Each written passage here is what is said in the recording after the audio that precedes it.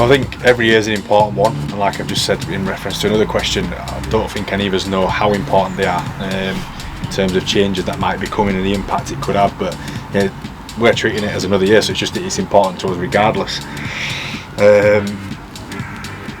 With regards to recruitment, retention, and all that, we're on with it. It's a process. I think, we've had a lot of turnover last few years. I'd like to keep a good chunk of this squad together. There's some areas I'd like to improve. Some people will move on. That's just the way of it, I suppose. But we are down the road with it, and I think as a policy, as a club in the past, we've kind of kept it this sort of news till the end of the year, haven't we? I don't know if that's going to change. It's not my place to deliver that either. That's up to the club. But yeah, we're down the road with it, with some boxed off and some down the line in conversation. So yeah, we're in a good place. We managed to get some lads last year on 2-year deals, which helps as well, rather than having 26 blokes knocking on your door all at once.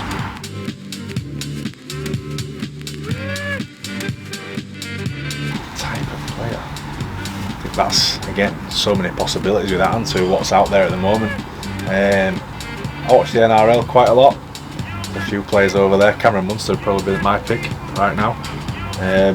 If I'm going Super League, closer to home, a little bit of a hometown attachment, probably say Morgan Smithies. Just like his roughness, toughness. I just like his approach to the game, so I won't mind him. But yeah, I think if we're going for one, and I could have Derek's checkbook, I don't even know if he'd be able to afford Munster, but yeah, it'd be Munster either way.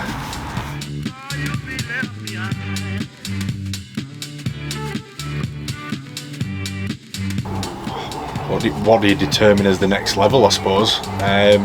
If it means how do we get to be Fev or Lee? It's finance. It's quite obvious. Featherstone are part-time. You'll hear them say they're part-time, but there's a lot of blokes there that are on full-time money, and Lee obviously full-time. So for us to get to that, someone needs to win lottery, quite sharpish. But finance isn't everything. It's not everything at all. I think just putting out a team that everyone's proud of and enjoys watching it is something that motivates me, definitely. But yeah, if we were going to bridge that gap, I think we've all seen with Lee give it to us last week.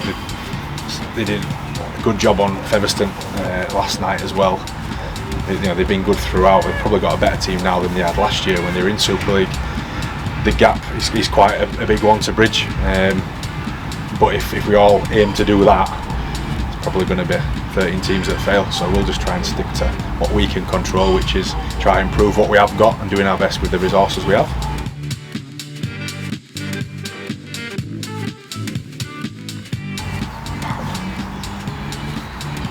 I'd back myself. You'd have to, wouldn't you? Obviously, if you're in there, but there's a few scrappers in there I reckon would go right. And do you know what? Salty'd probably be one of the last ones, because that bloke can take some punishment. Pudge would probably be in there, ducking for everyone's legs until the end. But I think sheer aggression and willingness to break the rules and fight dirty, I'd probably say Nogger all day. And that's Brad Knowles.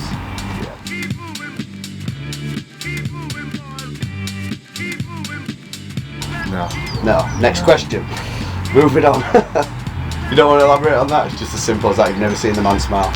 I've seen him smile. Yeah, I have. Tell a lie. He's a nice man, isn't he? Doesn't really shake. Doesn't matter what the circumstances. I always looks the same. It's not a bad thing, that, I don't think. I think he must save his smiles for other people.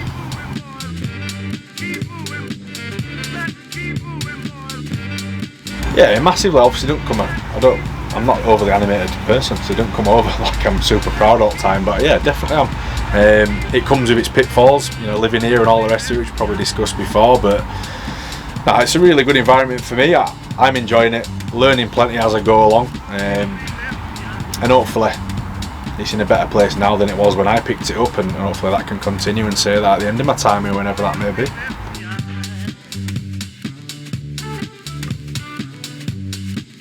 Yeah. I think if we all had the opportunity to go back 20 years in our lives, we'd make a few different choices along the way.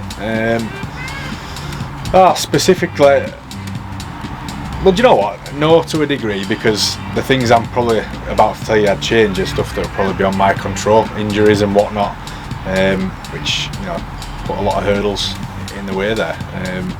But again, it's not really something I could help. So no, other than that, I think maybe it's going to sound bad. This is Halifax coach, but I stayed with Halifax when we got relegated. I had quite a bit of interest at the time to move on. I'd had a decent junior career, to be fair. I'd got the England schoolboys and all the academy and all them bits, and I had quite a bit of interest to move on. And yeah, I decided to stay with my mates instead, which I don't regret or anything, but you know, tying in with them injury bits, I think we used to play Wigan academy and whatnot, and they all looked like absolute monsters, and we were all little skinny lads because we probably weren't up to too much in the gym, whereas that might have helped me out with the injuries and all that a little bit later on in my career. But no, on the whole, not much I'd change. The odd thing here and there, I suppose, but anything in my control, it is what it is. We've got here now, and I ain't done too bad, so take that.